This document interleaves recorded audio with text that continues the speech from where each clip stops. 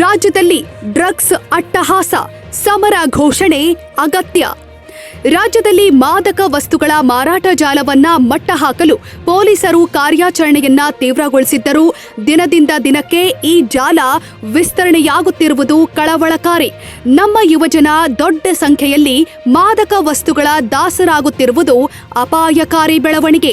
ಈ ರೀತಿಯ ವ್ಯಸನವು ಆರೋಗ್ಯಪೂರ್ಣ ಸಮಾಜ ನಿರ್ಮಾಣದ ಹಾದಿಯಲ್ಲಿ ಒಂದು ಬಹುದೊಡ್ಡ ಅಡ್ಡಿ. ಗೃಹ ಇಲಾಖೆಯೇ ನೀಡುವ ದಾಖಲೆಗಳ ಪ್ರಕಾರ ರಾಜ್ಯದಲ್ಲಿ ಮಾದಕ ವಸ್ತುಗಳ ಮಾರಾಟವು ಸಾವಿರಾರು ಕೋಟಿ ರೂಪಾಯಿಯ ದಂಧೆಯಾಗಿದೆ. ಬೆಂಗಳೂರು ನಗರ ಒಂದರಲ್ಲೇ ಈ ವರ್ಷ 162 ಕೋಟಿ ರೂಪಾಯಿ ಮೌಲ್ಯದ ಮಾದಕ ವಸ್ತು ಜಪ್ತಿ ಮಾಡಲಾಗಿದೆ.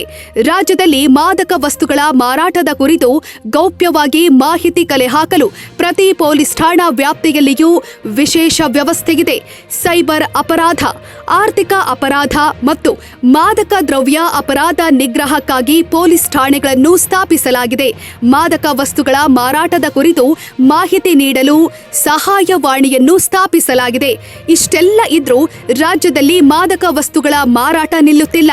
ವರ್ಷದಿಂದ ವರ್ಷಕ್ಕೆ ಹೆಚ್ಚಾಗುತ್ತಲೇ ಇದೆ. ಯುವಜನರನ್ನ ಈ ವ್ಯಸನ ತನ್ನತ್ತ ಸೆಳೆಯುತ್ತಲೇ ಇದೆ.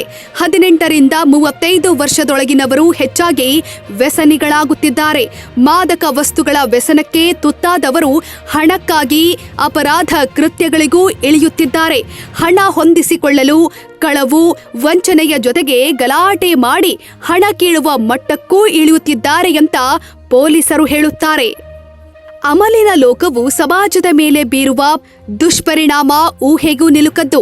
ಔಷಧ ಮಳಿಗೆಗಳಲ್ಲಿ, ಪಿಜಿ, ಬೇಕರಿ, ಬೀಡಾ ಅಂಗಡಿ, ಎಳನೀರು ಅಂಗಡಿಗಳಲ್ಲಿಯೂ ಮಾದಕ ದ್ರವ್ಯ ಸಿಗುತ್ತಿದೆ ಎಂಬ ಸುಳಿವು ಪೊಲೀಸರಿಗೆ ಸಿಕ್ಕಿದೆ. ಸಾಮಾಜಿಕ ಜಾಲತಾಣಗಳ ಮೂಲಕವೂ ಬಿಕರಿಯಾಗುತ್ತಿದೆ. ಶಾಲಾ ಕಾಲೇಜುಗಳ ಸರಹದ್ದಿನಲ್ಲಿ ಮಾದಕ ವಸ್ತು ಮಾರಾಟದ ಜಾಲ ಸಕ್ರಿಯವಾಗಿದೆ ಅನ್ನೋದು ಈಗ ಗುಟ್ಟಿನ ಸಂಗತಿಯಾಗಿ ಏನೂ ಉಳಿದಿಲ್ಲ. ಮುಂಬೈ, ಗೋವಾ, ಕೊಚ್ಚಿ, ತಿರುವನಂತಪುರ, ಸಿಕಂದರಾಬಾದ್ ಮುಂತಾದ ಕಡೆಗಳಿಂದ ಬೆಂಗಳೂರಿಗೆ ಮಾದಕ ವಸ್ತುಗಳು ಬರುತ್ತಿವೆ ಎಂಬ ಗುಮಾನಿಯಿದೆ. ವಿದೇಶಿ ವಿದ್ಯಾರ್ಥಿಗಳು ಮಾದಕ ದ್ರವ್ಯ ಮಾರಾಟ ಮಾಡುತ್ತಿರುವ ಪ್ರಕರಣಗಳು ಕೂಡ ದೊಡ್ಡ ಸಂಖ್ಯೆಯಲ್ಲಿ ಬೆಳಕಿಗೆ ಬಂದಿವೆ. ಮಾದಕ ವಸ್ತುಗಳ ಸಾಗಣೆಗೆ ಪೆಡ್ಲರ್ಗಳು ಹೊಸ ತಂತ್ರ ಅನುಸರಿಸುತ್ತಿದ್ದಾರೆ. ಬೆಂಗಳೂರು ಮಾತ್ರವಲ್ಲದೆ ಮೈಸೂರು ಮತ್ತು ಕರಾವಳಿ ಪ್ರದೇಶಗಳಲ್ಲಿ ಈ ದಂಧೆ ವ್ಯಾಪಕವಾಗಿದೆ ಎಂಬ ಮಾಹಿತಿ ಇದೆ. ಮೈಸೂರಿನಲ್ಲಿ ಮಾದಕ ವಸ್ತು ತಯಾರಿಕೆಯ ಕಾರ್ಖಾನೆಯೇ ಇದ್ದುದು ಇತ್ತೀಚೆಗೆ ಬಯಲಾಗಿತ್ತು. ಮಾದಕ ವಸ್ತು ಮಾರಾಟ ಜಾಲದಲ್ಲಿ ತೊಡಗಿರುವ ಪೆಡ್ಲರ್ಗಳಿಗೆ ಪೊಲೀಸರ ನಂಟಿದ್ದು ಈ ಕಾರಣದಿಂದಲೇ ಜಾಲವನ್ನ ಮಟ್ಟ ಹಾಕಲು ಸಾಧ್ಯವಾಗುತ್ತಿಲ್ಲ ಎಂಬ ಮಾತುಗಳು ಕೇಳಿಬರುತ್ತಿವೆ.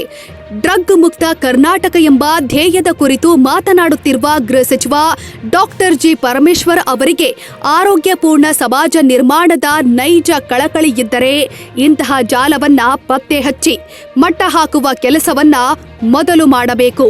ವಿದ್ಯಾರ್ಥಿ ಸಮುದಾಯದಲ್ಲಿ ಜಾಗೃತಿ ಮೂಡಿಸುವ ಕೆಲಸವೂ ಆಗಬೇಕು. ಮಾದಕ ವಸ್ತು ಪೂರೈಕೆ ಸರಪಳಿಯನ್ನ ತುಂಡರಿಸಬೇಕು. ಈ ಜಾಲವನ್ನ ತಡೆಯೋದು ಕೇವಲ ಪೊಲೀಸರ ಕೆಲಸವಲ್ಲ, ಸಮಾಜ ಕೂಡ ಕೈ ಜೋಡಿಸಬೇಕು. ಪೋಷಕರು ತಮ್ಮ ಮಕ್ಕಳು ಈ ಜಾಲದಲ್ಲಿ ಬೀಳದಂತೆ ಗಮನ ಕೊಡಬೇಕು. ಆರೋಗ್ಯಪೂರ್ಣ ಸಮಾಜದ ನಿರ್ಮಾಣವು ಸರ್ಕಾರದ್ದು ಮಾತ್ರವಲ್ಲ, ಪ್ರತಿಯೊಬ್ಬರ ಕರ್ತವ್ಯವೂ ಆಗಿದೆ. ವೀಕ್ಷಕರೇ, ಈ ವಿಶೇಷ ಸುದ್ದಿ ನಿಮಗೆ ಇಷ್ಟವಾದಲ್ಲಿ ನಮ್ಮ ಚಾನೆಲ್ ಅನ್ನು ಸಬ್ಸ್ಕ್ರೈಬ್ ಮಾಡಿ, ಲೈಕ್ ಮಾಡಿ ಹಾಗೂ ಈ ಸುದ್ದಿಯನ್ನ ಶೇರ್ ಮಾಡಿ.